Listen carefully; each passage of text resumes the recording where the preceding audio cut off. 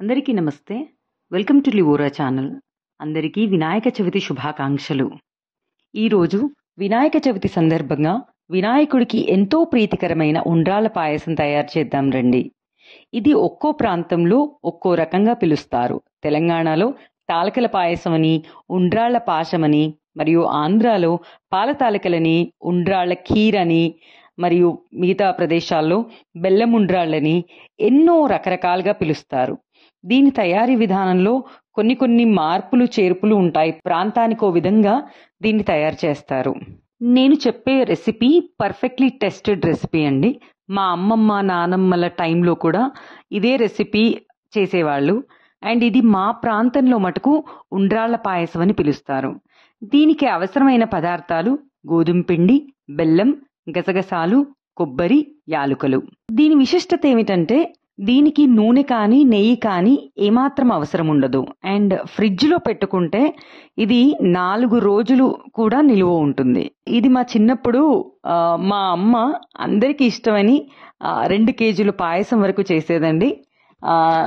నేను మా చెల్లెళ్ళు ఉండ్రాళ్ళు తయారీ విధానంలో సహాయపడేవాళ్ళం అమ్మకి. తయారీ విధానానికి వస్తే గోధుమ పిండిని చపాతీ పిండిలాగా కలుపుకొని వీడియోలో చూపించిన విధంగా ఉండ్రాళ్ళు తయారీ చేసుకొని పక్కన పెట్టుకోవాలి.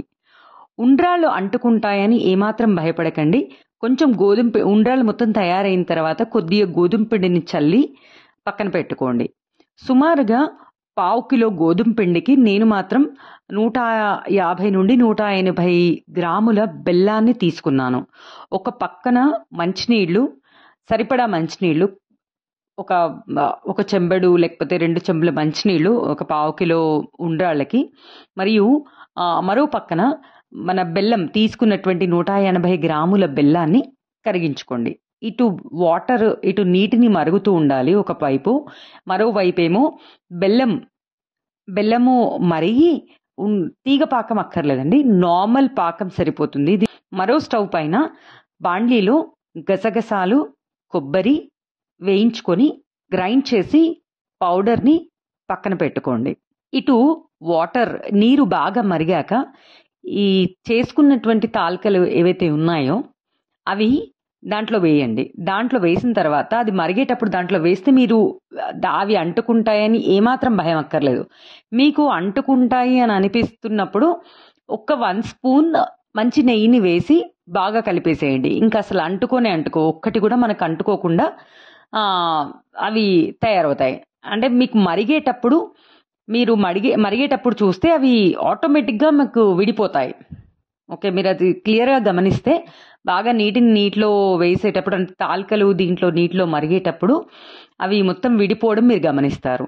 ఇది విడిపోయిన తర్వాత ఒక్కసారి ఇది తాలికలు ఉడికాయా లేదా అనేటువంటిది ఒకసారి చెక్ చేసుకొని ఉడికిన తాలికలలో పక్కన మరిగించుకున్నటువంటి బెల్లం పాకం వేసి బాగా 2 నిమిషాలు మీడియం ఫ్లేమ్లో బాగా కలిపి పక్కన పెట్టుకున్నటువంటి తయారు చేసుకున్నటువంటి గసగసాలు, కొబ్బరి, యాలకుల పొడిని వేసి బాగా కలుపుకొని సిమ్ చేసి ఒక 5 మినిట్స్ వరకు మూత పెట్టేసేయండి. గట్టి పడుతుందా లేదా అనేటువంటిది మధ్యలో ఒకసారి చెక్ చేసుకొని కలుపుకొని ఒక 5 మినిట్స్ మూత పెట్టేసి వదిలేయండి. డన్ అండి, ఇంతే. ఇంకా ఉండ్రాళ్ళ పాయసం రెడీ.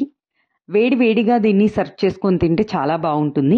లేదా చల్లారాక ఫ్రిడ్జ్లో పెట్టుకొని తింటే ఇంకా చాలా బాగుంటుంది. ఇది అట్లీస్ట్ 3-4 డేస్ వరకు ఈ ఉండ్రాళ్ళ పాయసానికి ఎలాంటి బూజు పట్టడం కానీ పాడవడం కానీ జరగదు. చాలా బాగుంటుంది. ట్రస్ట్ మీ, ఈ పాయసం చాలా దీంట్లో పాలు యాడ్ చేయకండి. మీరు ఎప్పుడైనా రెడీగా సర్వ్ చేసుకొని తినేటప్పుడు మాత్రం పాలు యాడ్ చేసుకొని తినండి. ముందే మీరు పాలు యాడ్ చేసుకొని పెట్టుకుంటే మాత్రం పాడయ్యే ఛాన్సెస్ చాలా ఉన్నాయి. Thank you so much friends.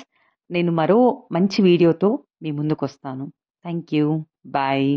Again I wish you a happy Vinayaka Chavithi to you and your family members. Bye.